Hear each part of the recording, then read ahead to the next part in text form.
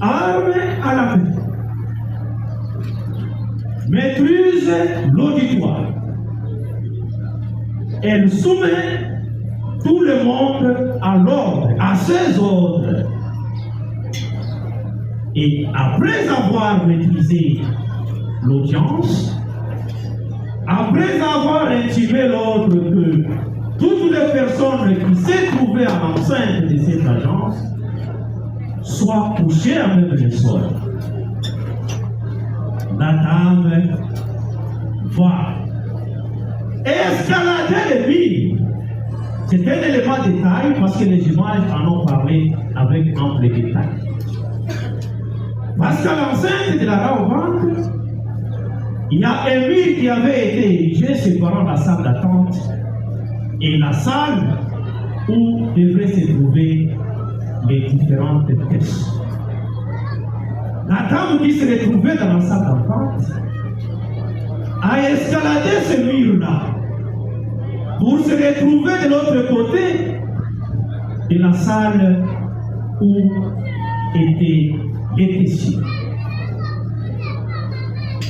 Elle se dirige dans le couloir. Elle croise cette fois-ci une dame caissière qui voulait sortir de son bureau pour aller s'imprégner de murmures ou de bruits qu'elle a entendus et qui se faisait dire au sein de l'agence. Soudain, la dame s'est vue braquer. La dame s'est vue intimer l'ordre de rebourser chemin, de retourner dans son bureau et d'ouvrir les valises, les caisses, pour remettre à la prévenue ici présente, Madame Honorine Bosch, arme à la main, désemparée de son état, ne sachant quoi faire, si ce n'est qu'exécuter l'ordre qui lui avait été donné. La caissière se mettra à remplir les sacs que détenait la braqueuse de fonds d'argent. Et que la braqueuse à son tour aussi fait le même rôle. Elle prend l'argent et le met dans son sac. Le sac plein à craquer et étant satisfaite de son entreprise, elle rebroussa chemin pour sortir et regagner son hôtel. Après 5-10 minutes, il est du temps qu'il devait suivre, prendre son avion et retourner à Londres. C'est en sortant, Monsieur le Président, qu'elle s'est vue empêchée par des circonstances indépendantes de sa volonté, notamment à cause des crépitements de balles qui venaient de l'extérieur. Pris de panique, elle a organisé sa défense cette fois-ci en tentant de sortir par d'autres voies qu'elle connaissait parfaitement et que c'était sans succès. Jusqu'au moment où, voyant les dangers venir, elle est allée se calfeter dans la poubelle où elle fut trouvée, appréhendée et présentée devant les services compétents qui l'ont acheminée devant l'office du ministère public et c'était à son tour pour la présenter. Monsieur le Président, Messieurs les membres de la composition, voilà le fait saillant que la Raovante, en sus des faits exposés par le ministère public, devait apporter en termes d'éclaircissement. Les faits tels que narrés appellent des observations en droit ou, si vous voulez, des discussions en droit. Monsieur le Président, avant d'aborder des questions à proprement parler du groupe, permettez au collectif de la Rawa de revenir sur certaines observations ou certains moyens qui ont été soulevés par les prévenus. De revenir pourquoi, Monsieur le Président, c'est pour faire expiger du débat tout raisonnement qui tenterait à faire valoir l'abaissement de la galerie judiciaire ou la politique juridique. Monsieur le Président, tout au long de ce procès et en cours de l'instruction, nous avons entendu de l'autre côté de la rive les plaider. Faites grief au ministère public de vous avoir saisi par citation directe, alors que, au dire du tribunal, les faits pour lesquels les prévenus ont été déférés ou sont déférés par votre tribunal de séance sont d'une portée grave. Et par conséquent, dans l'entendement erroné de la partie des plaideurs de l'autre côté de la rive, ils ont tenté de persuader le tribunal des séances en faisant des distinguos que le législateur n'a pas voulu faire. En disant que, parce que les faits sont d'une portée grave, le ministère public aurait vicié la procédure. Votre saisie, lorsqu'il a fait recours à la saisine par citation, par traduction directe, reprochant ainsi implicitement au ministère public qu'il aurait vous saisir par décision de renvoi. Monsieur le Président, messieurs les membres de la composition, sourire au rêve, nous disons que ces moyens, tels que soulevés par les partis prévenus, devraient être déclarés irrecevables. Irrecevable, pourquoi, Monsieur le Président? Parce que la disposition du Code judiciaire militaire que nous serions appelés de vous passer en revue la lecture oblige à ce que j'en donne l'esprit et l'essence. Lorsque toute exception ou tout incident relatif à la saisine du tribunal doit, à peine d'irrecevabilité, faire l'objet d'un dépôt de mémoire unique auprès du tribunal.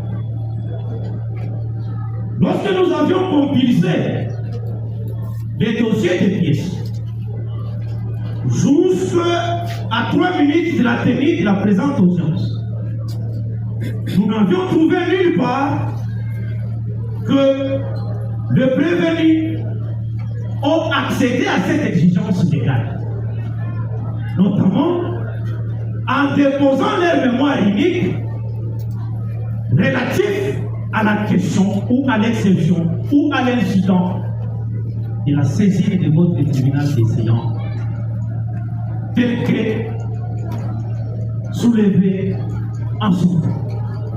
En conséquence, Monsieur le Président, nous vous demandons de faire application de cette disposition légale à la matière.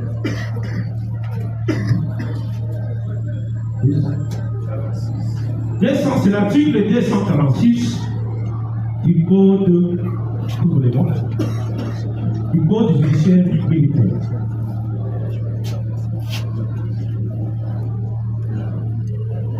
Monsieur le Président, avec votre autorisation,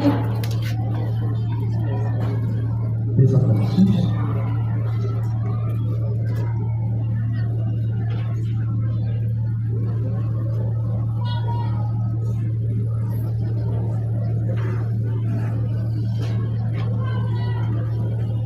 Monsieur le Président,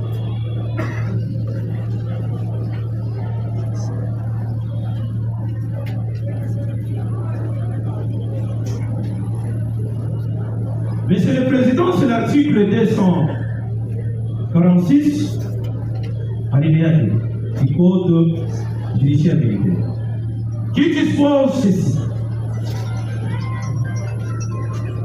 Si le prévenu ou le ministère public entend faire valoir des exceptions concernant la régularité de la saisie ou de nullité de la procédure antérieure à la comparution, il doit, à peine de recevabilité et avant le débat sur le fond, déposer un mémoire inédit. S'il y a plusieurs prévenus, tous les mémoires doivent également être déposés avant le débat sur le fond.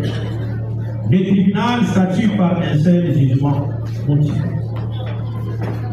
Tel est l'esprit de cette disposition légale visée au moyen réplique à cette problématique, à cette exception, à ces moyens, entre guillemets, soulevés par les prévenus. Le manquement à l'observation de cette disposition légale est sanctionné d'une recevabilité. C'est donc cette recevabilité que vous allez réserver à ces moyens. Monsieur le Président, Messieurs les membres de la proposition, si par hypothèse impossible, c'est dont nous en doutons fort, que vous veniez accéder à ces moyens, en dépit de ce qui venait de vous être observé, vous allez cependant déclarer ces moyens non fondés. Et ceci pour des raisons suivantes. Lorsque vous prenez l'article 214, si ma mémoire n'est pas corrective,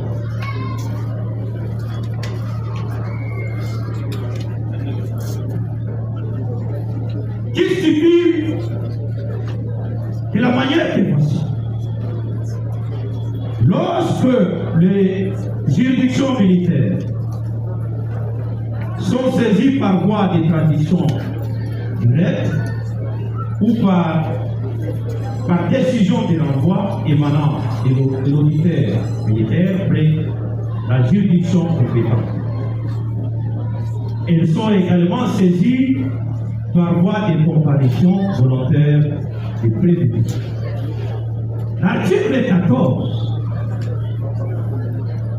détermine les modalités de saisine des juridictions militaires. L'article 14, 6 évoqué au moyen, indique le ministère public de quelle manière il pourra choisir souverainement. C'est 214 du Code judiciaire militaire. Cet article détermine le mode de saisine des juridictions militaires. Cet article indique au ministère public de quelle manière il devrait s'en prendre si jamais il a résolu de vous saisir. L'esprit et la lettre de cet article, l'esprit et la lettre du législateur de cet article renvoient à la libre attitude, à la libre appréciation du ministère public. Il revient au ministère public en lui-même d'estimer nécessaire lesquelles demandes qu'il pourrait utiliser pour vous saisir. Il ne revenait pas au tribunal des séances d'indiquer au ministère public que vous aurez dû nous saisir par tel ou tel mode. Non. Monsieur le Président, Messieurs les membres de la proposition, c'était par un raisonnement égaré qu'on a tenté de vous faire croire que le législateur qui n'a pas distingué la nature des faits pour lesquels l'un des mondes pourrait être mis en exergue pour faire valoir la saisine de votre tribunal, mais nous trouvons les législateurs de la rue qui vient corriger le législateur légal en insérant des insertions légales qui n'en sont pas une. Là où le législateur n'a pas distingué, il est interdit au juge d'en faire la distinction.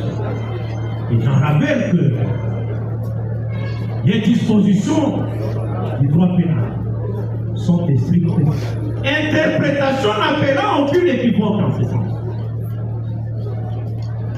Si le législateur avait voulu faire le distinguo selon qu'il s'agit de faits graves, qui devraient être consolidés que par la saisine par voie de décision de l'envoi, il l'aurait dû lui-même. Si le législateur avait considéré, comme l'a prétendu les autres partis, que les faits venaient, lorsque le ministère public entend les porter devant le tribunal, il ne doit que faire recours à la saisine par voie de tradition directe. C'est là que le législateur n'a pas fait cette distinction et que nous en faisons l'interdiction prétorienne que quiconque n'en fasse autant. Monsieur le Président, tel que voulu par le législateur et tel que la partie d'avant venait de vous en faire observation, il est allié de l'or que vous puissiez considérer les moyens tels que soulevés par les autres partis, les moyens tels que soulevés par les plaider de l'autre côté de la ligne, soient déclarés en principal et recevable, mais de manière singulière, non plus. Monsieur le Président, cela étant, on a tenté de manière prématurée, et nous les avons avisé de dire le moment viendra. Nous voyons que c'est ce moment. Tout en ayant fait ses aveux judiciaires, et pour se soustraire de sa responsabilité pénale, la partie prévenue, qui s'appelle, en ce qui sache, Honorine Poche, a tenté de vous persuader par effraction qu'elle souffrirait d'une certaine dépression. Ça serait, Monsieur le Président, un peu évident que on puisse se prévaloir de sa propre turpitude. Vous commettez la faute, vous dites que non, c'est sur cette faute-là que je cherche à me justifier. C'est se prévaloir de sa propre turpitude. Elle conclut qu'elle serait bénéficiaire à la suite de la sentence qui viendra certainement des causes de non-intégrité. Monsieur le Président, lorsque les pénalistes ont entendu ici, vous permettez d'interposer ce moyen, ils ont été éclairés. Monsieur le Président, Monsieur distingué membre de la composition, Monsieur l'ordre de la loi, la dépression a droit. En droit positif congolais, en droit pénal congolais, la dépression n'est pas une cause de non-indicabilité. Jamais quiconque au défi. Vous allez visiter l'éminent et excellent professeur Nabiroukou. Du début à la fin, dans son traité de droit pénal, nulle part la dépression a été, ne serait-ce que de manière simpliste, ou pour des besoins de lecture scientifique, retenue comme l'une des causes et non l'indicabilité. Monsieur le Président, parce que nous sommes prêts pour des besoins d'éclairage scientifique, lorsque nous faisons recours aux droits comparés, notamment au droit français, il est également admis dans ces droits comparés que la dépression n'est nullement une cause de non-indicabilité. À la différence du droit pénal congolais, les droits français admettent tout de même, sous condition, que pour que la dépression puisse être retenue comme une cause de non-habitabilité, il y a 3 conditions substantielles à régler. La première condition, la dépression doit avoir aboli totalement le discernement. Je dis bien totalement le discernement parce qu'il est exclu l'abolition partielle. C'est la première condition. La deuxième condition, l'auteur de la dépression doit avoir perdu le contrôle des actes qu'il pose. Et la troisième condition, la dépression doit être instantanée au fait. Pas occasionnel, pas antérieur, pas postérieur. Il doit être concomitant au fait. Revenons-en à la abolition totale de la faculté de discerner. Monsieur le Président, Monsieur est distingué membre de la Constitution. Monsieur le grand de la loi. Tout au long de l'instruction, avec mention, distinction, lui décernée par ses plaidaires, la prévenue Poche, prenant la parole, vous a fait savoir combien il était resté constant, lucide, depuis le déroulement des faits, depuis sa déposition ou son audition devant les instances préjudiciaires, jusqu'à celle faite par devers votre tribunal d'essayant. Et son plaider prenant la parole, l'on a décerné des distinctions de dire ma cliente est restée lucide et ne s'est pas contredit dans ses dires. Monsieur le Président, disais-je.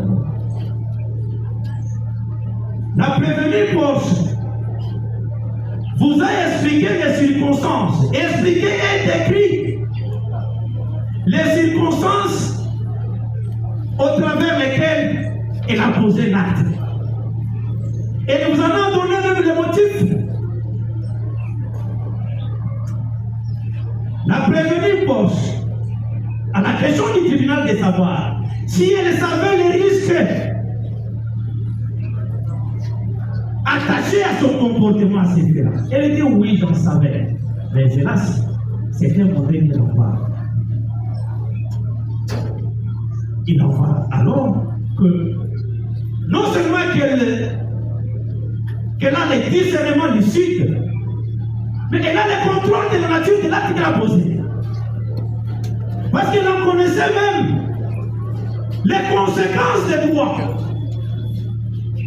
C'est comme si Adieu était moral. Voulais-je vous dire impossible. Donc, elle assume. Elle savait que je devais être arrêté. Elle dit, Monsieur le Président, je le savais.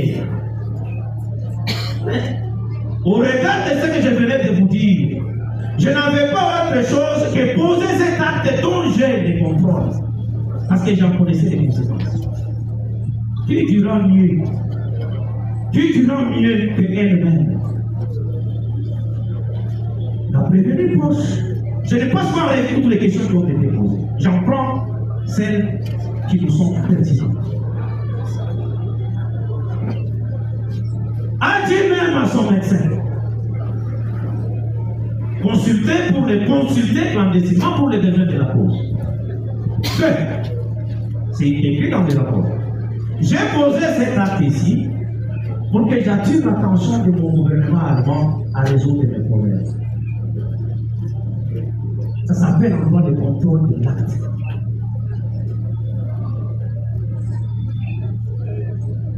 Puis de la concomitance de la dépression. Ici, la prévenue Poche vous a dit que j'ai fait ça pour ça. Et il vous a même renvoyé à un traitement de dire, parce qu'en Allemagne, on avait soupçonné que j'ai un peu de dépression, on m'avait donné un médicament pour remédier. Ce qui veut dire qu'à chaque fois que je sens quelques indices de la dépression, je prends un médicament. Ce médicament a pour rôle me remettre dans un état normal des normes lucides et raisonnables. C'est ce qu'il a dit. Quel est ce médicament? C'est du genre. Son médicament, admettons-le ainsi, parce que, en croit à dire, c'était prescrit par un médecin. Mais prêtons sur ces médicaments. Et il vous a dit avant d'aller commettre l'acte dont elle est accusée, elle a pris les médicaments. Donc, dès l'instant où elle a pris ces médicaments, nul ne peut considérer qu'elle serait dans un état de dépression à cet instant précis. Parce qu'elle a pris un médicament pour traiter cet état-là. Donc, du moment où elle prenait ce médicament du chanvre, c'était pour qu'elle soit suffisamment dans ces états licites. Non seulement, mais qu'elle puisse encore s'armer d'outre courage, d'assez de courage, afin que ces médicaments lui renforcent et les médicaments mettent à côté toute hésitation qui pourrait survenir en cours de route. C'était pour se détourner. Donc, Monsieur le Président, avec les médicaments qu'il avait pris, vous ne pouvez même pas considérer qu'à cet instant-là, il était dans un état de dépression parce qu'il a pris les médicaments pour les remédier. Voilà, Monsieur le Président, les moyens qui ont été soulevés. Et à l'état même de cet état de dépression, ils sont allés de manière clandestine recruter quelques médecins pour que ces derniers vous fassent un rapport qui va leur servir de dire ah voilà d'ailleurs les médecins à lire. En toi, ça ne se passe pas comme ça. Ces rapports, Monsieur le Président, à partir d'avant postule à son rejet pur et simple pour son caractère illégal. Il y a l'une des dispositions légales à la matière des causes judiciaires que les étudiants confrères lorsqu'ils prendront la parole, ils peuvent en venir. Mais cette disposition stipule que pour besoin d'instruction, lorsqu'il estime nécessaire que sa religion doit être éclairée, le ministère public ou le tribunal peuvent requérir les experts. Lorsqu'il y a une question donnée, et ceci la condition principale, c'est que ça doit être un dossier judiciaire, et donc que c'est un dossier judiciaire, seul le ministère public, seul le tribunal est habilité de requérir les experts. Cette prérogative légale n'en revient pas au parti que nous sommes. Non. C'est pourquoi le législateur parle de les experts régulièrement requis. Pourquoi il insiste ici la régularité? C'est du droit qui est irrévocable, monsieur le président. C'est parce qu'il y a des modes d'administration des preuves qui ont été obtenus par des procédés ou qui peuvent être obtenus par des procédés illégaux que le législateur a anticipé que les tirs de l'expert doit être préalablement faire l'objet d'une réquisition, soit par le ministère public, soit par les tribunaux. Mais cette réquisition doit être régulière. C'est à la qualité de la personne qui confère cette réquisition que se trouve la régularité. Si vous mettez Kabongo et Carlos, pour les besoins qui nous sont propres, venons vous produire un document d'expertise. Ce document-là est irrégulier parce qu'il n'a pas été obtenu par la personne habilitée par la loi en la matière. Monsieur le Président, c'est une irrégularité en train de rejet pur et simple de ce fameux rapport. Certainement, certainement. Et je l'anticipe parce que dans le fulgure de leur raisonnement, j'ai vu et j'ai lu ça. Ils vous diront, écriront au scandale que non, la liberté de la preuve en droit pénal. La liberté de la preuve en droit pénal. Oui, certes. J'en conviendrai qu'on parle tout simplement de la liberté de la preuve en droit pénal en faisant lecture des syllabus universitaires. Mais je voudrais qu'on admette également que ce principe de la liberté de la preuve en droit pénal est limité par celui de la légalité de la preuve. C'est pourquoi lorsque vous lisez, je cite l'auteur, Antoine Duvers, dans son ouvrage Instruction criminelle. Sa doctrine enseigne que le juge pénal est appelé à rejeter une preuve de droit qui a été obtenue par des procédés irréguliers.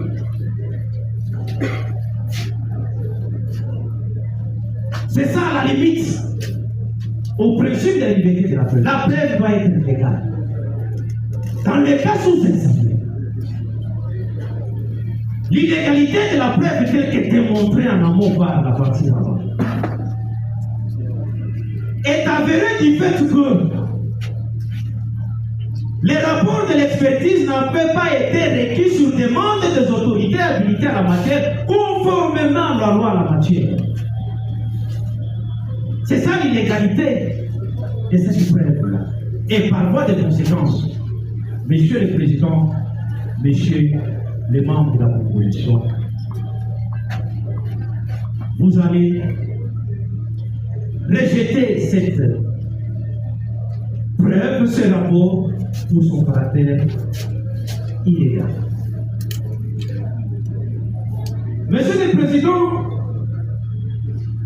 les derniers moyens ou les derniers raisonnements que nous avions dit, c'était pour expurger plutôt du débat de fond toutes les analyses politiques.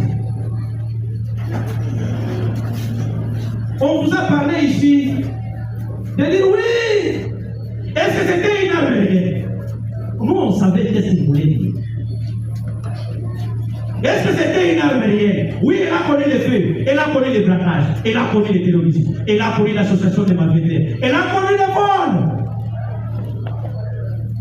Mais on pose au ministère public la question de dire, est-ce que c'était une arme réelle? D'ailleurs, c'était un jouet. Comme qui voudrait,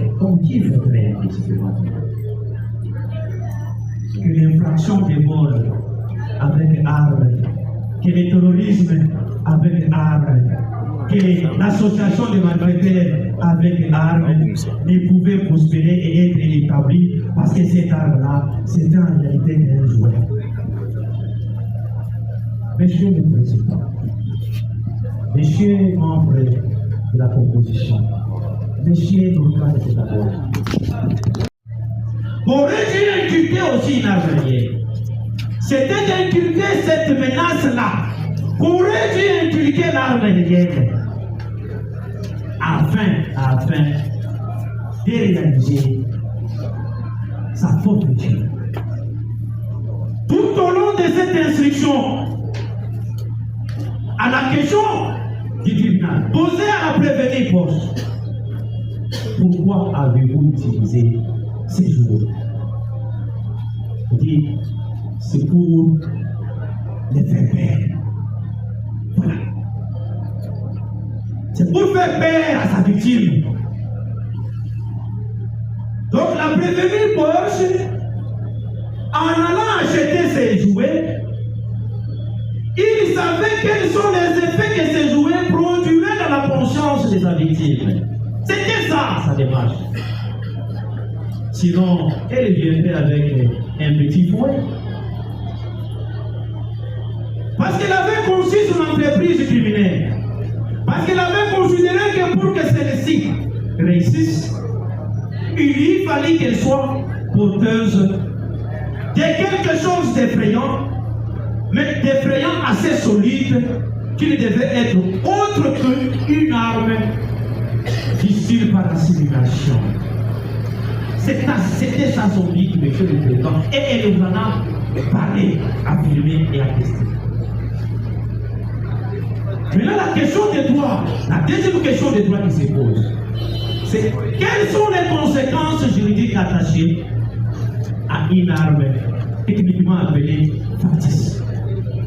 Quelles sont les conséquences juridiques lorsque l'infraction a été commise à l'aide d'une arme factice? Monsieur le Président, la réponse juridique est sans équivoque. La peine découlant d'une infraction commise à l'aide d'une arme factice demeure la même que celle générée par une infraction commise avec une arme réelle. Parce que sur le plan intentionnel, il n'est pas possible de considérer, de distinguer les effets qu'a produit cette arme à l'égard de sa victime, que ces effets pourraient être différents de ce qu'aurait dû produire une arme réelle. Non, les effets sont les mêmes, le but est identique. C'est pourquoi les législateurs considèrent que même dans les cas sous-jacents, la peine devient la même. Ainsi, Monsieur le Président, Monsieur les membres de la composition, Monsieur le Président de la loi, faisant votre cet argumentaire juridique, nous osons croire et l'espérons ainsi que votre décision sanctionnera ces comportements de la même façon que vous l'aurez dû sanctionner si jamais il y avait une arme réelle.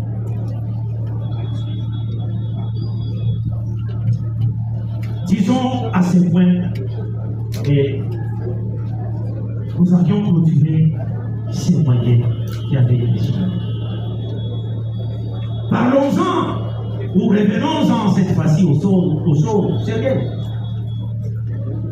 En parlant notamment de la prévention du terrorisme.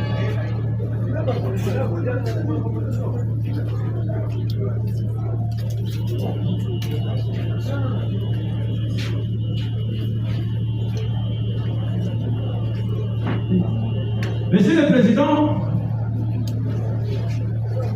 nous n'allons pas longtemps nous atteler sur toutes ces préventions parce que le ministère public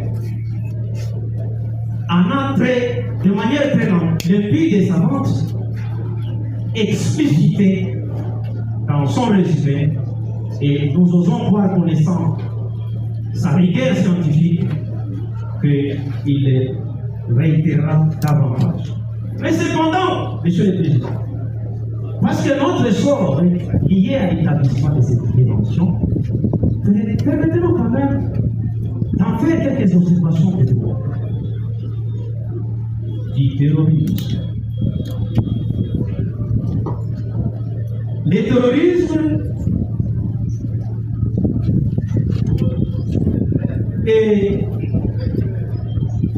défini comme étant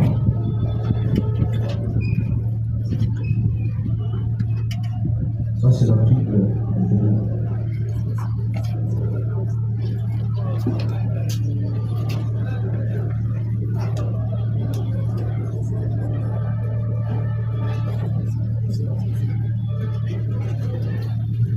Monsieur le Président, nous disons tantôt que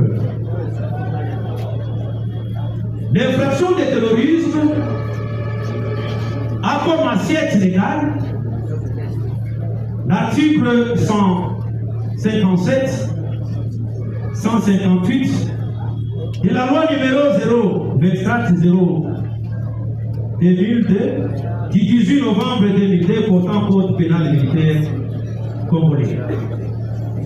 qui dispose que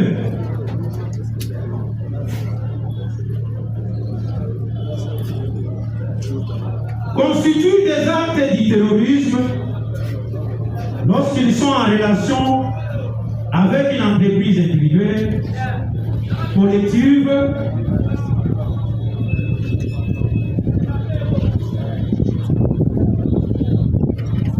dans le but de troubler gravement l'ordre public par l'intimidation, la terreur et les infractions suivantes: atteinte volontaire à la vie ou à l'intégrité physique de la personne, l'enlèvement et la séquestration de la personne, ainsi que le détournement d'aéroports, d'aéronefs, de navires ou de tout autre moyen de transport. Les vols, la destruction, la dégradation, la détérioration, la fabrication, j'en passe, Monsieur le Président. À la lecture de ces dispositions légales, il s'en découle que, pour être constitué, l'élément matériel de l'infraction du terrorisme doit comporter en son sein des actes considérés comme infractionnels. Parmi les actes considérés comme infractionnels, il y a notamment les vols. Il y a notamment l'atteinte à la vie ou à l'intégrité physique des personnes. Il y a notamment l'extorsion. Il y a notamment la détention d'une arme. Monsieur le Président, Messieurs les membres de la composition, Messieurs l'organe de la loi, dans les cas sous examen, la prévenue Porsche est allée s'infiltrer, s'introduire dans l'enceinte de l'agence de la Rabobank. Elle a troublé l'ordre qui y était installé. Et si, ceci de manière grave, elle était porteuse d'une arme telle que définie dans ces différents types. La prévenue Porsche a volé l'argent appartenant à la Rabobank. La prévenue Porsche a porté atteinte à la vie ou à l'intégrité physique des agents de la banque, de ses clients, ainsi que de tous les personnels se trouvant au lieu du crime. La prévenue Porsche a pris en otage les agents de la banque lorsqu'elle les a intimé l'ordre d'obéir et de se coucher à même le sol le temps qu'elle finisse à réaliser son entreprise criminelle. Les éléments matériels tels que voulus par la disposition légale visée au moyen et au regard des actes posés par la prévenue sont établis en fait pour un droit. Vous avez également, Monsieur le Président, un autre élément. C'est la responsabilité de l'agent criminel. Sa responsabilité consiste à quoi? Sa responsabilité consiste dans sa détermination de commettre cet acte-là de terrorisme. Être déterminé. L'agent doit avoir développé une personnalité qui conclut à réaliser cet acte-là. Dans les cas sous examen, Monsieur le Président, la prévenue Porsche vous dit qu'elle n'avait plus d'autres alternatives que de commettre cet acte terroriste. Elle n'en avait plus d'autre, si ce n'est que perpétrer cet acte. Donc sa personnalité criminelle était déterminante. Et pour ce faire, elle a eu à mettre un bon nombre de matériel nécessaires à la commission de cet acte. Notamment, il s'est payé depuis l'Allemagne le don de Takou.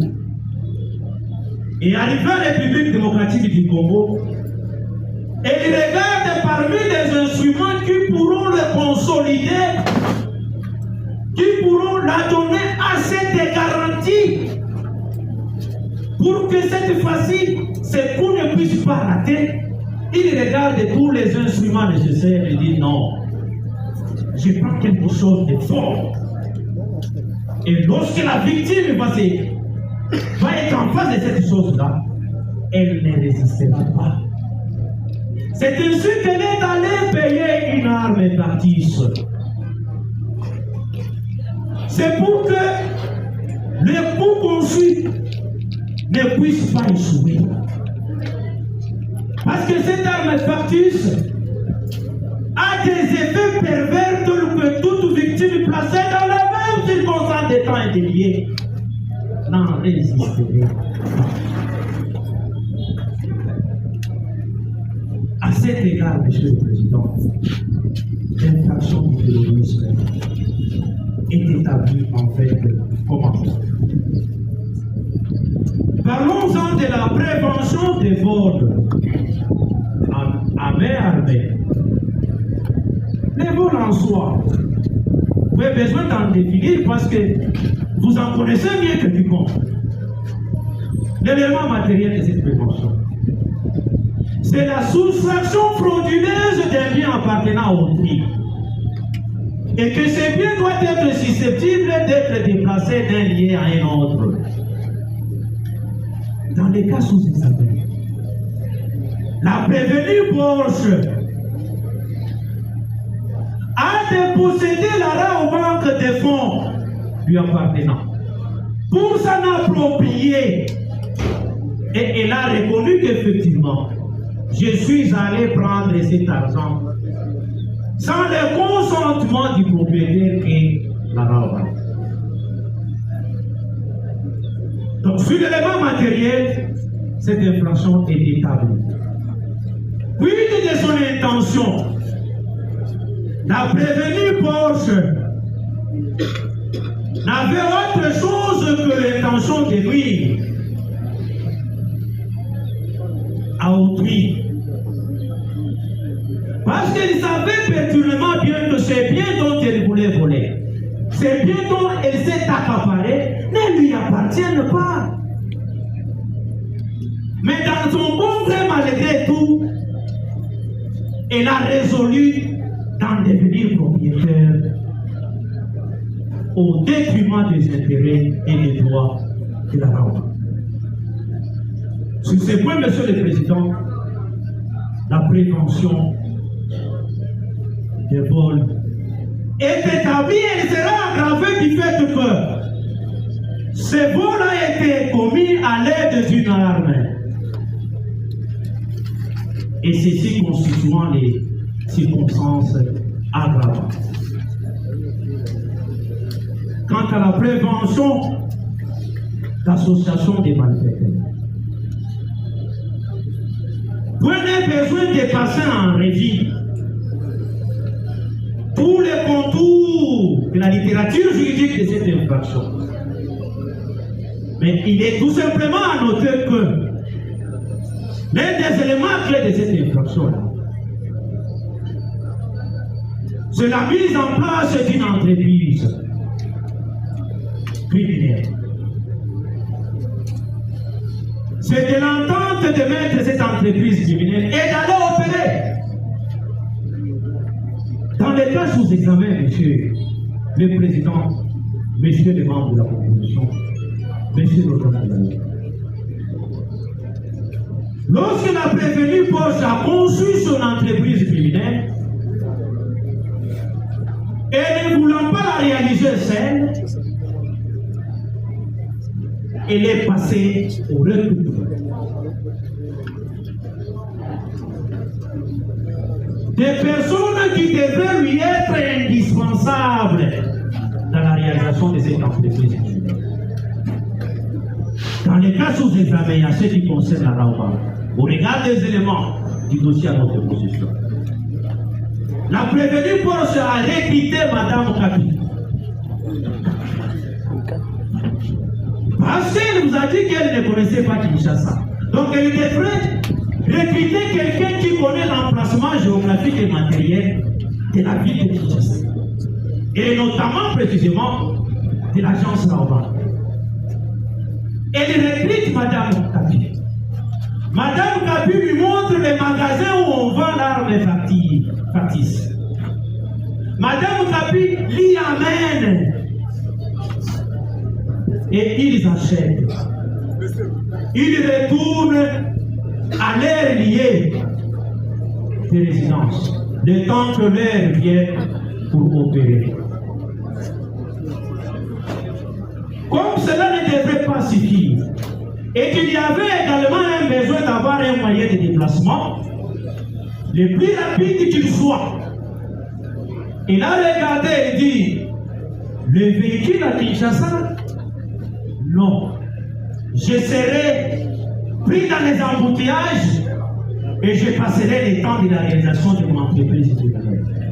Elle choisit avec précision les moyens qui est le plus rapide. Elle recrute un taximène qu'on appelle communément un motard. Et les motards s'associent. Ils conviennent du rendez-vous et de l'heure à laquelle le motard viendra lui prendre et du lieu où il devrait réaliser son entreprise criminelle en disant au motard, vous allez m'attendre une fois la forfaiture réalisée, nous allons prendre la poudre d'escampette parce que c'est le seul moyen assurant pour y parvenir. Et effectivement, les motards arrivent, ils les transportent, ils vont à la Raobank, ils opèrent, ils achèvent son entreprise criminelle.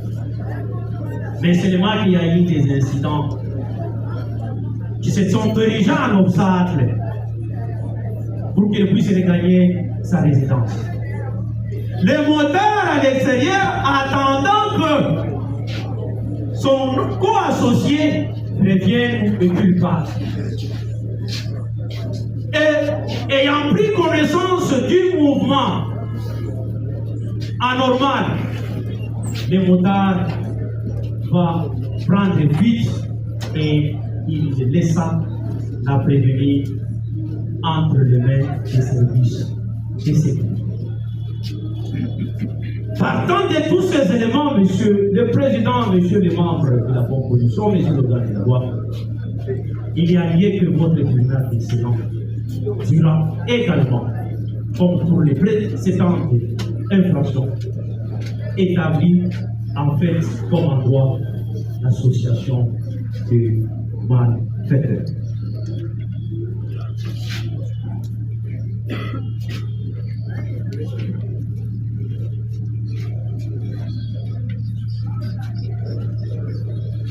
Revenons-en, monsieur le président. Quid de l'action civile,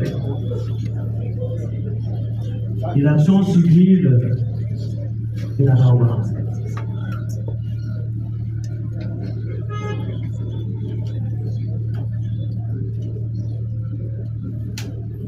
La disposition, les dispositions qui vous seront les vous sera faite au moment venu par les distingués confrères lorsqu'ils seront en la phase offensive, défensive plutôt, vous en connaissez. Mais je vous en donne l'esprit. Il est admis que lorsqu'une juridiction de l'ordre militaire est saisi d'une infraction, la partie des aides de ces faits infractionnels peut se constituer partie civile en faisant une déclaration soit au greffe, soit des séances tenantes.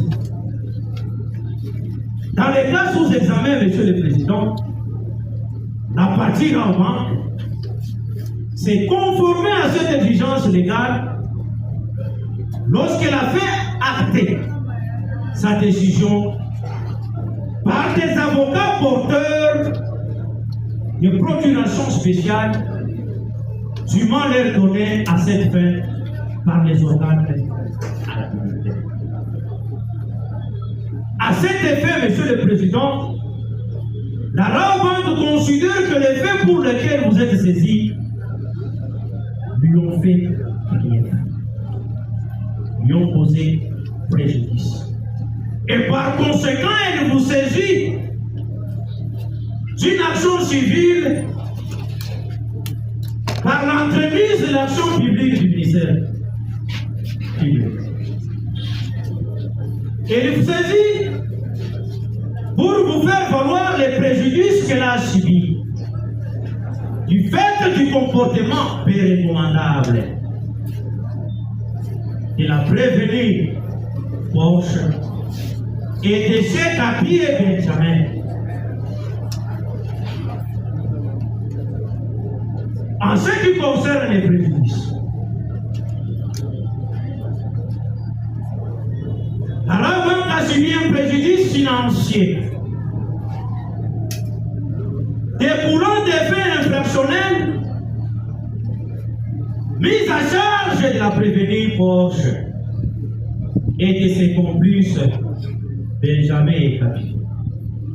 Les préjudices financiers, Monsieur le Président, est matérialisé par le fait que la prévenue Porsche a dépossédé la Raobank d'une somme de 10 500 $ américains et 28 000 millions de francs congolais, tel qu'attesté dans l'acte d'accusation du ministère public, dans les différentes dépositions qui ont été faites ici et par les actes de preuve matérielle des droits que la Raobank produira tout au long de ces débats. Du fait d'avoir dépossédé la Raobank de ces montants, il y a là, Monsieur le Président, de manière incontestable, un préjudice financier. En sus de ces préjudices financiers, nous avions aussi vu des préjudices commerciaux. La Raobank étant une personne morale commerçante, qui n'est vue que par les livres et les bénéfices. Dans ces préjudices commerciaux, Monsieur le Président, vous allez trouver les manques à gagner. Les manques à gagner qui découlent de la fermeture pendant 10 jours de l'agence Raobank, laquelle fermeture a été occasionnée par les faits dont vous êtes appelés à statuer. Parce que, Monsieur le Président, ni ces faits, l'agence de la Raobank n'aurait pas dû être fermée. Il y a là à voir un lien de causalité entre les dommages, entre les faits dommageables qui ne sont autres que les préventions pour lesquelles vous êtes en train de statuer, commises par la prévenue Porsche, ici présente. Ces faits dommageables ont entraîné un préjudice, Monsieur le Président, qui demeure également un préjudice financier, mais cette fois-ci découlant des manques à gagner. La Raobank, chaque jour, dans son objet social, c'est une personne chargée de faire des transactions financières de conclure le marché des fournitures, de nous prêter, nous, ses clients, et vous, éventuellement, si vous l'êtes, vous le serez peut-être. Des prêts à crédit. Lesquels prêts à crédit? Ou si vous en voulez bien un mot simple, toutes ces opérations commerciales, c'est au travers de ces opérations commerciales qu'elles réalisent les bénéfices. Qu'elles réalisent la rentabilité des différents produits qu'elles proposent auprès de ses consommateurs, quels sont notamment ses clients. Mais la Rabobank, pendant 10 jours, et du fait de la dame Porsche, s'est vue privée de ses activités quotidiennes pendant 10 jours et exposant ainsi à un manque à gagner journalier évalué à $50,000 américains multiplié par 10 jours d'interruption de ses activités qui nous amènerait à la somme provisoirement parce que les préjudices est assez colossaux que nous continuons à les évaluer. Ces préjudices commerciaux découlant du manque à gagner de ces activités, des profits et bénéfices, est actuellement évalué provisoirement à $500,000 américains, fractionné à $50,000 par jour de fermeture ou d'interruption, multiplié par 10 jours sous-indiqués.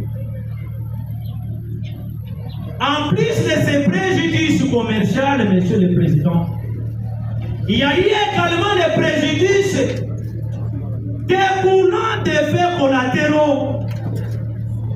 Lesquels faits collatéraux ont pour ancêtre légendaire les faits infractionnels posés par la prévenue Porsche et ses conseils préqualifiés.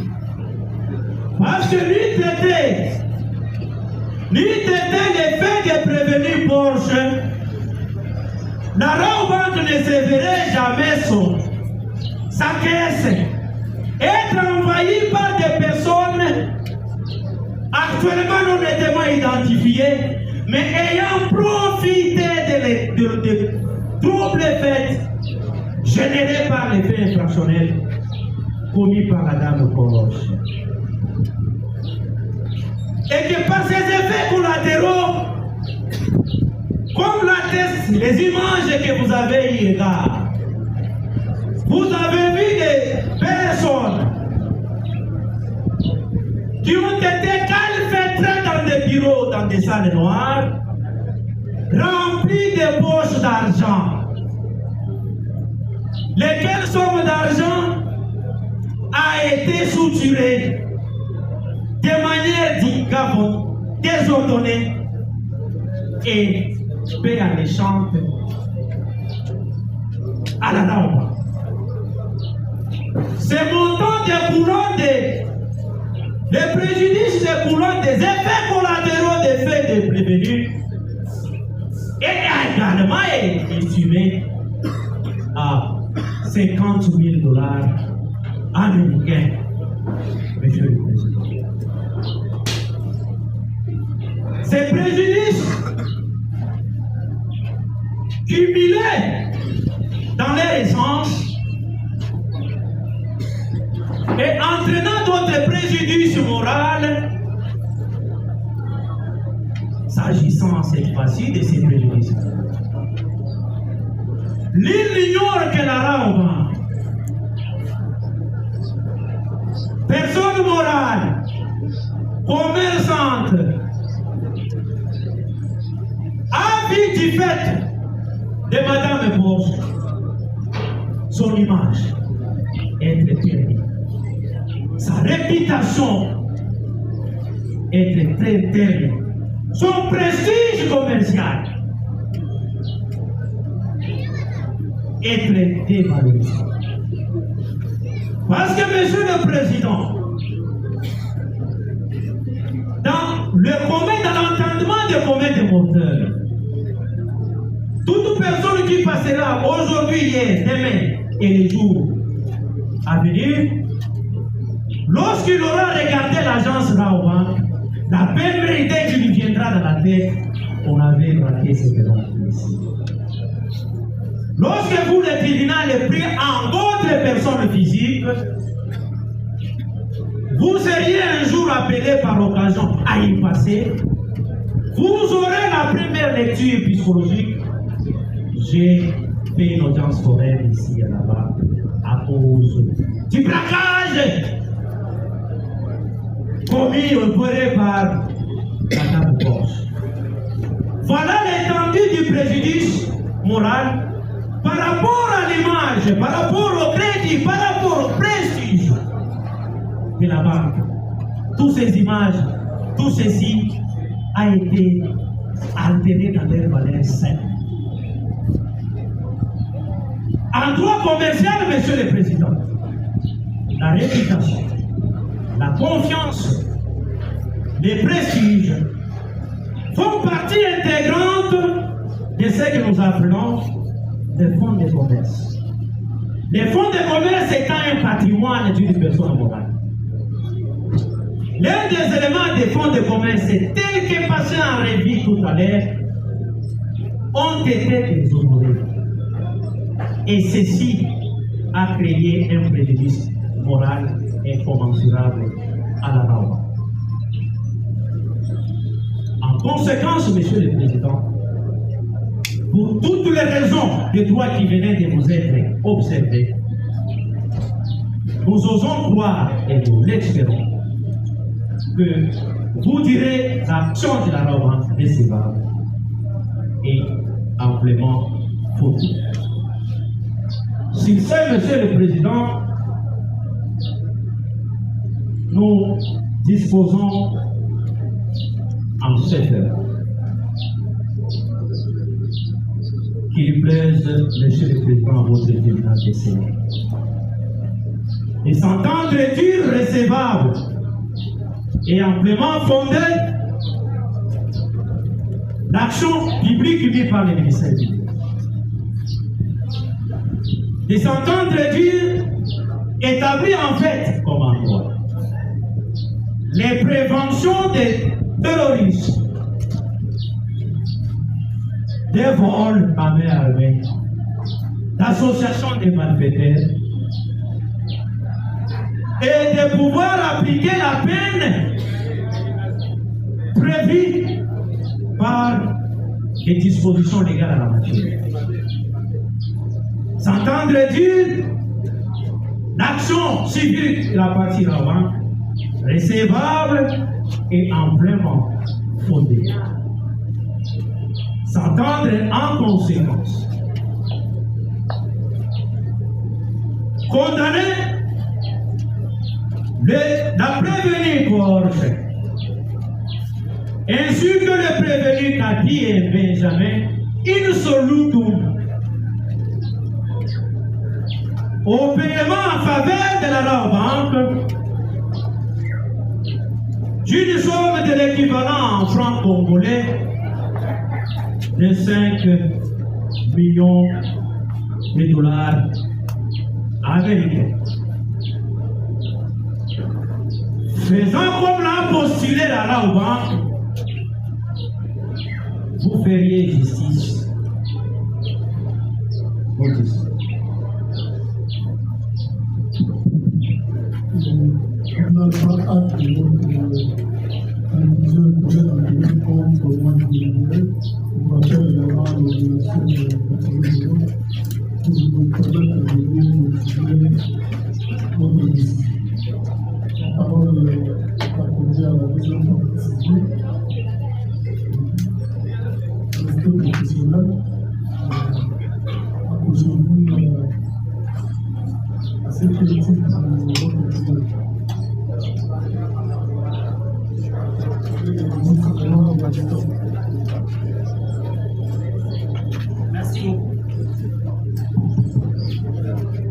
Merci beaucoup, Monsieur le Président.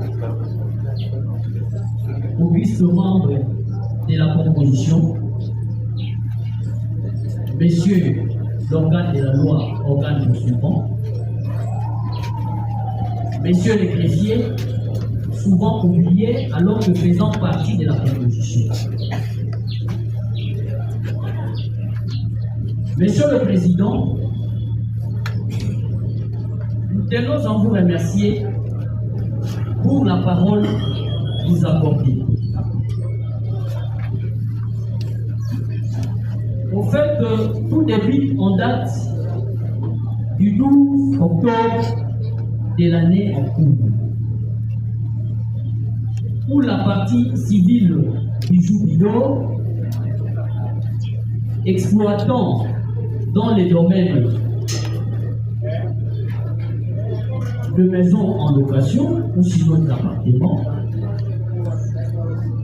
va tout bonnement recevoir Madame Porchen comme client dans son appartement. Loin d'elle, tout esprit ou sinon intention de savoir que Madame avait une mission très bien précise à mener ici en République démocratique du Congo. Comme l'a été démontré ou sinon répondu à une des questions du tribunal, Madame a payé pour 4 jours. Nous sommes les dimanches. Elle paye jusqu'au jeudi à midi, comme c'est prévu. Alors que Madame avait une mission bien précise, comme nous venons de le dire, sachant très bien que le même jeudi, elle allait opérer et repartir. Nous serons surpris, Monsieur le Président, vers 9h du matin, du 16, alors que Madame était sortie de l'hôtel vers 6h, ne sachant où elle était partie, parce qu'au-delà de tout, nous n'étions pas mis là, comme une police à contrôler ses entrées et sorties. Et une surprise désagréable va nous être parvenue vers 9h, où nous verrons dans les réseaux sociaux l'image de Madame affichée au motif qu'elle aurait braqué ou sinon opéré un braquage au niveau de la banque. Quelques minutes qui vont suivre, Monsieur le Président, nous allons subir une pénétration impossible de plusieurs services de sécurité de la République démocratique du Congo, qui vont surgir dans l'hôtel, chacun à son tour et chacun avec ses attitudes. Monsieur le Président, c'était tellement terrible. Où nous verrons même le porte de clôture être saccagé. Tout nous avions subi, Monsieur le Président.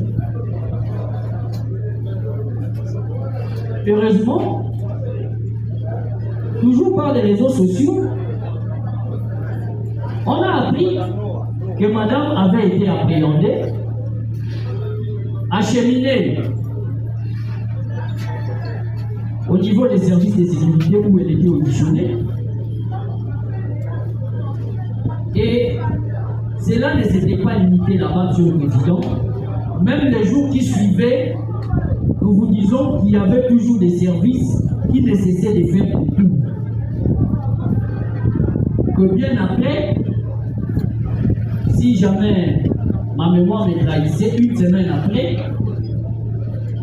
que serait les derniers tours du parquet de grande instance de Kalamou qui viendra, qui en dépit du scellage fait par les services de sécurité sous d'autres appellations, le scellage de la chambre. Mais néanmoins, le parquet de Carabou va devoir cette fois-là sceller tout l'hôtel et va faire sortir tous les occupants, dont certains avaient même abandonné leurs médicaments, tout et tout. Qu'après que nous ayons appris qu'au moins l'affaire est fixée par déjà votre liste de tribunal, et la partie Bijou Bidon a jugé bon de venir enrôler son action civile à l'action principale du ministère. Que pendant l'instruction de la présente cause, Monsieur le Président, il a été démontré que Madame la prévenue était poursuivie pour un bon nombre des infractions mises à sa charge. Toujours pendant l'instruction, éloquente qu'elle était, Monsieur le Président, tout a été démontré. Voilà, Monsieur le Président, en un mot, ce que nous pouvons résumer en termes de faits. Revenons-en en droit, Monsieur le Président. Lors de l'instruction de la présente cause, toutes les questions posées par la partie civile à la partie prévenue, j'en pense bien que les greffiers en ont pris soin d'en noter fidèlement. À la question, ou sinon aux questions posées à Madame la prévenue, s'agissant qui sont réservés à l'hôtel qu'elle occupait, je pense Madame avait bel et bien reconnu avec lucidité que l'hôtel était fermé. Et à la question lui posée, quant à l'origine ou sinon à la base qui a provoqué à ce que l'hôtel soit scellé ou sinon sa chambre soit scellée, elle a reconnu que c'était sur le fait de ses actes. Que de manière miraculeuse ou sinon par miracle judiciaire,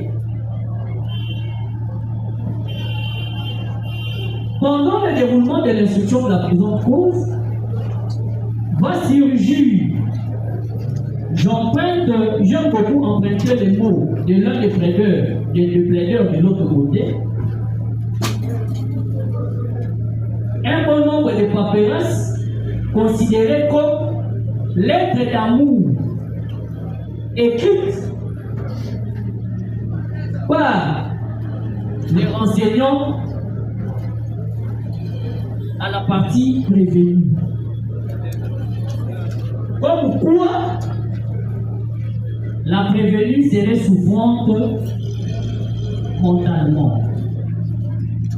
C'est juste une question, Monsieur le Président, qui nous ramène à un examen juridique. Parce que tous nous sommes sans ignorer que nous sommes devant un juge pénal, nous sommes devant une juridiction, nous sommes devant un juge pénal et nous sommes devant une juridiction de droit écrit, Monsieur le Président. Et la lettre en question, que nous considérons comme lettre d'amour du renseignant qui était passé, adressée à Madame la prévenue, nous a laissé attendre que c'était un rapport médical où l'on avait, de manière miraculeuse, constaté que Madame souffrait mentalement. Ça, c'était la conclusion du rapport. Et quant à l'examen du droit, Les plaideurs de l'autre côté de la barre l'ont rattaché aux causes de non-imputabilité qui ne reste prévue par le droit pénal général, qui du reste est un droit sanctionnateur. Que Monsieur le Président, quant à nous, la partie civile du Bijou-Bilo, nous sommes censés ramener cet examen en droit approfondi, de manière à en savoir plus ce que c'est ou ce que sont les causes de non-imputabilité. Partant, Monsieur le Président, nous allons de manière schématique analyser les 10 rapports. Donc, nous allons soumettre à 2 volets. Le premier volet concernera la partie procédurale, ou sinon la partie de la forme. Et le deuxième volet viendra pour ramasser la partie liée au fond. Que s'agissant à la partie liée à la forme, nul n'est sans ignorer, tout juriste au moyen connaît, que les prérogatives liées à l'instruction préjuridictionnelle ou sinon en l'instruction par devant des tribunaux tire son ressource dans des instruments juridiques, notamment le code de procédure pénale. Pour les cas sous examen, la question liée à la forme sur la teneur, ou sinon pour parler de la recevabilité de ces rapports, nous ramène préalablement aux articles 48 et 49 du Code de procédure pénale ordinaire, qui sans doute reconnaît le prérogative au seul organe instructeur, selon les cas, ce soit le ministère public, soit l'OPJ verbalisant de manière générale, à constater et à recommander que pour les cas sous examen, lors de la comparution des renseignants, je pense, les tribunaux, après un petit débat, nous a quand même autorisé de faire poser des petites questions aux renseignants. Et parmi les questions, la première était celle de savoir de qui il a été requis. Et derrière cette question, ou sinon cette réponse, c'est caché la soutenance des séjours pour savoir ou sinon jauger la recevabilité sur le plan juridique de cet acte ou sinon de ces documents. Monsieur le Président, en réponse, les renseignants nous dira qu'il a été requis par un de ses amis, médecin, et qu'après l'avoir aidé, il arriva au niveau du lieu où madame était en train d'être auditionnée. Il va rencontrer du reste un autre OPJ, selon la partie de la défense, qui était le général. Et la question de droit qui se pose, Monsieur le Président, au regard de la pertinence de cet article, est-ce la loi donne-t-elle le pouvoir ou sinon la possibilité à tous ces impétrants, je pèse bien le mot, à tous ces impétrants de requérir pour reconnaître l'état de santé de la personne qui comparait par devers eux? À la réponse non. Nulle part il a été renseigné que madame a été auditionnée par le général, moins encore par le médecin qui est ami du destinataire du document par devers votre liste. Monsieur le Président, sur votre autorisation, nous lisons quand même la disposition légale. Nous sommes à l'article 48 du Code de procédure pénale congolais. Toute personne qui en est légalement requise par un officier du ministère public ou par un juge est tenu de prêter son ministère comme interprète, traducteur, expert ou médecin. Pour les cas sous examen, Monsieur le Président, où se cache l'intelligence du législateur dans cet acte, sachant bel et bien que la seule personne habilitée à requérir, c'est l'interlocuteur valable qui est en train d'auditionner. C'est lui qui a le pouvoir de constater l'état mental de la personne qui l'auditionne, afin de recourir au service d'experts. En d'autres termes, Monsieur le Président, il va constater un certain flou, une certaine incohérence par rapport aux questions et aux réponses. C'est alors qu'il va se décider sur la question liée à recourir à un expert. Ça ne se fait pas de manière hasardeuse ou miraculeuse, Monsieur le Président. Et tout ce monde-là, ça c'est une question de droit que nous nous posons, qui ne nécessite pas nécessairement une réponse. Tout ce monde-là, qui ont requis les renseignants, étaient-ils devant les prévenus, devant la prévenue? A-t-il, ce monde je parle bien, entendu les dires du prévenu et qu'ils ont constaté certaines incohérences qui pouvaient entraîner l'officier du ministère public ou sinon l'OPJ verbalisant à les renvoyer devant un médecin? Monsieur le Président, la réponse elle est non. Que s'agissant de cette illégalité ou sinon irrégularité, ensemble avec le ministère public ou sinon avec le tribunal, vous allez tout simplement constater que c'était une fraude qui n'a pas un autre nom, juste avec possibilité ou sinon esprit de faire soustraire la prévenue de la sanction judiciaire qui l'entend.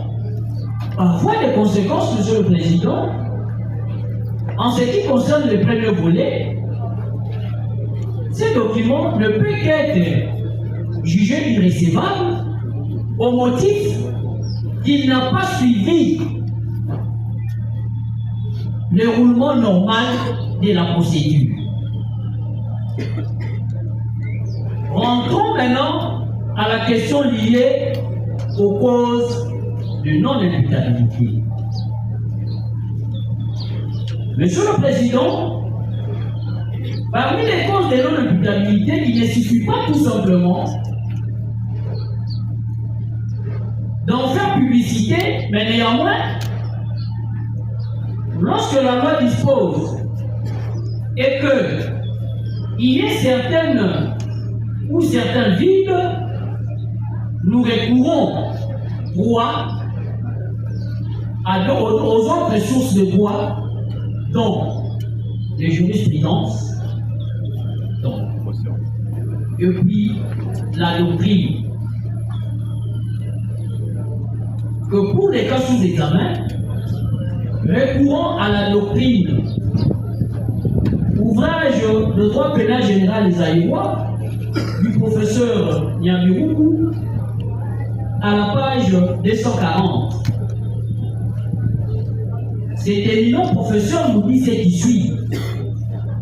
Qu'il y ait des conditions pour parler des causes de non-imputabilité.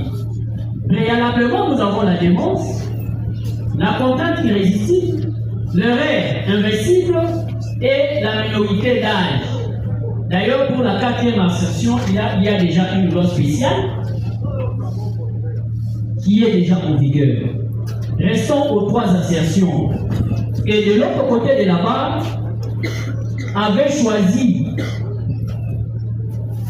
par tirage au sort la partie de la démence sans en connaître les conséquences ou sinon les millions. Mais néanmoins, une promesse avait été faite par une des parties civiles ici que les pénalistes seront là pour éclairer. Et j'en reviens encore au propos du ministère public qui sans doute revenait toujours à rappeler aux parties prévenues que ce jour-là, ce n'est pas moi qui parlerai, mais à ma place, ce sont des éminents professeurs et des pénalistes qui parleront dans moi.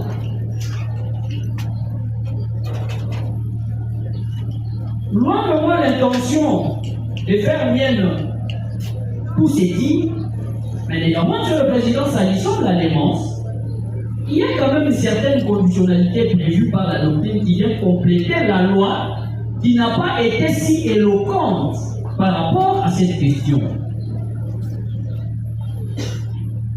Ici, la doctrine dit que pour retenir la démence, elle doit être contemporaine à l'acte incriminé. Et le deuxième point, Monsieur le Président, il est dit que la démence doit être totale. Monsieur le Président, j'en reviens rapidement au deuxième point sur la démence totale. Loin de moi l'intention de prendre les publics en témoin, ou sinon même les caméramans qui du reste n'ont pas une formation juridique, mais néanmoins, Monsieur le Président, tout celui qui a suivi ces procès, tout celui qui a été présent dans ces procès, personne ne nous dira que Madame la prévenue est démente du fait de la manière dont elle répondait à des questions. Et c'est là que je donne même raison au ministère public qui l'a auditionné lors de l'instruction inquisitoriale. Il n'y a eu aucun acte démontrant l'incohérence. Et voilà pourquoi, Monsieur le Président, ici j'en viens à jeter même des fleurs à l'OPJ verbalisant qui n'a pas constaté les incohérences, qui, ayant constaté cette illucidité, a préféré ne pas soumettre le prévenu ou sinon la prévenue à un quelconque examen. Et Monsieur le Président, j'en viens très rapidement.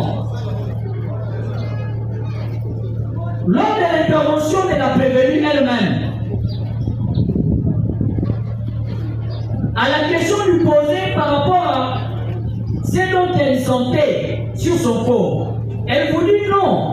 L'on a fait appel à des experts simplement pour me consulter parce que j'ai été agressé violemment. Et Monsieur le Président, à toutes les questions posées à Madame la prévenue, vous allez comprendre qu'elle a fait montre d'une cohérence très cohérente. Permettez-moi même de la tautologie, Monsieur le Président. Est-ce là, devons-nous parler de cette cause de non-imputabilité? Monsieur le Président, quant à conclure à cette question, vous allez tout simplement comprendre que ces documents-là ne prévaut d'autant plus que depuis son établissement jusque à son dépôt ou sinon à la manière dont il a été gis dans le dossier, il n'y a que de la fraude et de la fraude. Une question importante encore avait été posée à monsieur le renseignement. Par quel mécanisme a-t-il fait parvenir ces documents? Il vous dit non, Moi, j'avais remis à l'ONG. Et une autre question lui a été posée par une partie civile. Qui vous a payé? Vous avez vu même les lacunes dans lesquelles les renseignants s'étaient trouvés par couverture. Que Monsieur le Président, au regard de tout ce dont nous venons de développer si haut, à ce qui concerne la cause de non-imputabilité, nulle part ailleurs, cette dame s'est retrouvée même à un seul point. Que partant, lorsque le ministère public prendra parole pour requérir, étant donné que le seul rempart qui lui restait, c'était l'exploitation tout simplement de ces paperasses. Et que ces paperasses viennent d'être détruites par des arguments costauds juridico-judiciaires. Vous allez tout simplement le mettre de côté. Et lorsque le ministère public va requérir, vous allez considérer en totalité les réquisitoires du ministère public et la dame sera sérieusement condamnée pour empêcher à ce que ceux qui sont encore en train, jusqu'à présent, d'entreprendre ces entreprises, de mettre fin à cela. Parce que même à la cité, il y a trop de chantage. Tantôt, dans cette lettre-là, le juge tiendra compte de ça et que la dame ne sera pas condamnée, elle sera acquittée au motif qu'elle est ceci, elle est cela. Monsieur le Président, je pense que votre œuvre donnera éclairage à tous ces chantages et mettra fin à tous ceux qui sont en train de s'entreprendre pour orchestrer d'autres entreprises criminelles comme l'a fait Madame Le Pen. Par voie de conséquence, Monsieur le Président, vous allez dire établir en fait comme on voit les infractions mises à charge des prévenus. La question la plus essentielle que la partie civile n'a cessé de faire et n'avait pas devers votre liste tribunal vient maintenant de surgir.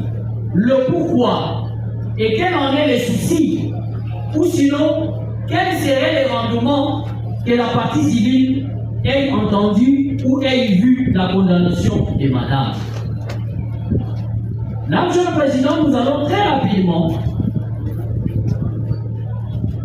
au siège de la matière, qui est l'article 258, qui dispose de cette issue.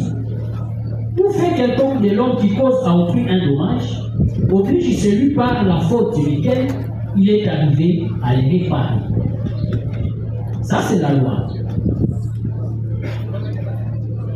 Et la loi étant incomplète, recours fait à la doctrine. Cette fois-là, Monsieur le Président, nous sommes à l'ouvrage du feu professeur Kamolo Moulikai, qui, je pense, à ces temps, sa tombe même est en train d'être justifiée du fait que son nom vient d'être encore cité.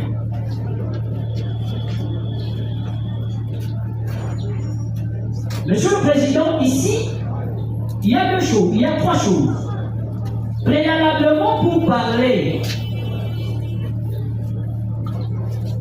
d'une quelconque postulation au dommage, il faudrait réunir un certain bon nombre d'éléments, notamment l'existence d'un dommage, la preuve de la faute qui a engendré par le fait de son auteur et l'établissement d'un lien de causalité entre le dommage subi et la faute invoquée. Monsieur le Président, je commence par les derniers,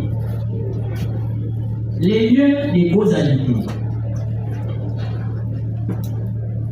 Je sais que c'est ça la question qui a été plus entendue par la partie prévenue.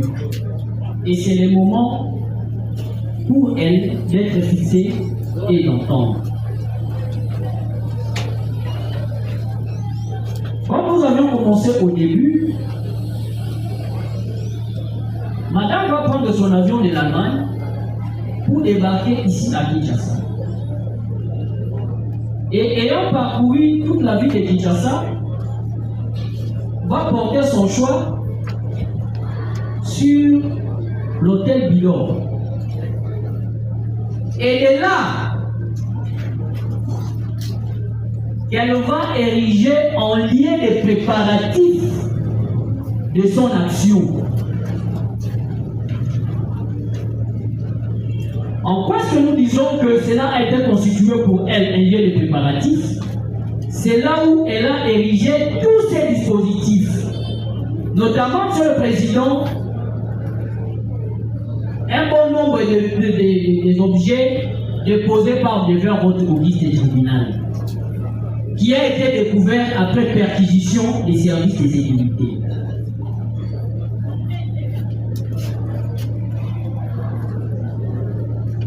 Monsieur le Président, en dehors de ceci, je pense même dans les réseaux sociaux, nombreux des internautes ont vu ce qui s'y trouvait dans la chambre bijoux, dans la chambre de l'hôtel Bilor, qu'occupait Madame la préfète.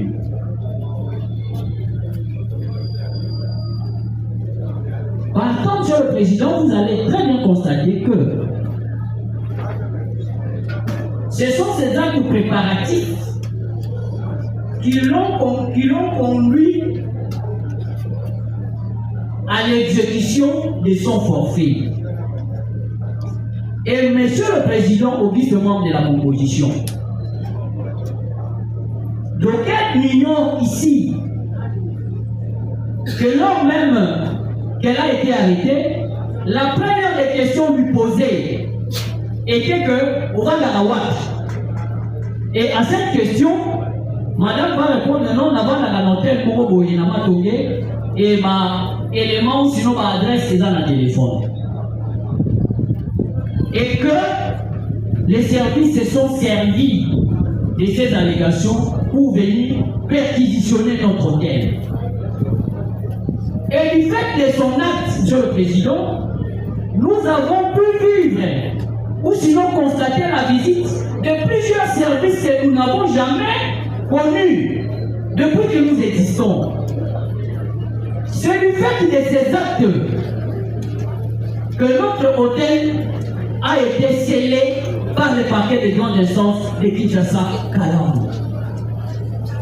C'est du fait de ces actes que jusqu'à ces jours, notre chambre demeure encore occupée par elle et que ces histoires s'y trouvent jusqu'à présent.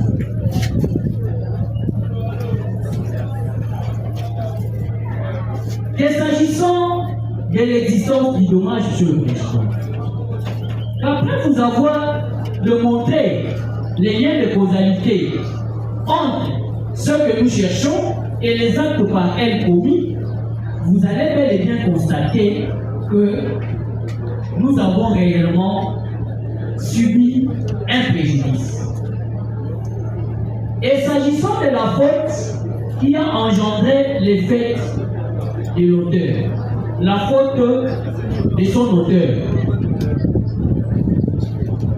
Monsieur le Président, l'idée était que Madame la prévenue avait occupé notre hôtel, nous ne serons pas ici. L'idée était que Madame la prévenue avait occupé notre hôtel, nous n'allions pas connaître la descente de tous les services de sécurité, nous n'allions pas connaître les scellages de notre entreprise, nous n'allions pas connaître tout ce que nous connaissons aujourd'hui. Et à y ajouter, Monsieur le Président, pour solliciter même la restitution de tous ces biens-là, pour qu'elle soit contrainte à aller récupérer ces biens, voilà que nous étions censés, Monsieur le Président, de venir nous constituer partie civile par devant votre autorité tribunal. Et c'est parmi encore les préjudices qu'a subi la partie civile Bijou Billon. Et s'agissant du dommage, Monsieur le Président, l'auteur continue pour dire que parmi les catégories de dommages irréparables se trouvent les dommages matériels, les dommages corporels et les dommages moraux.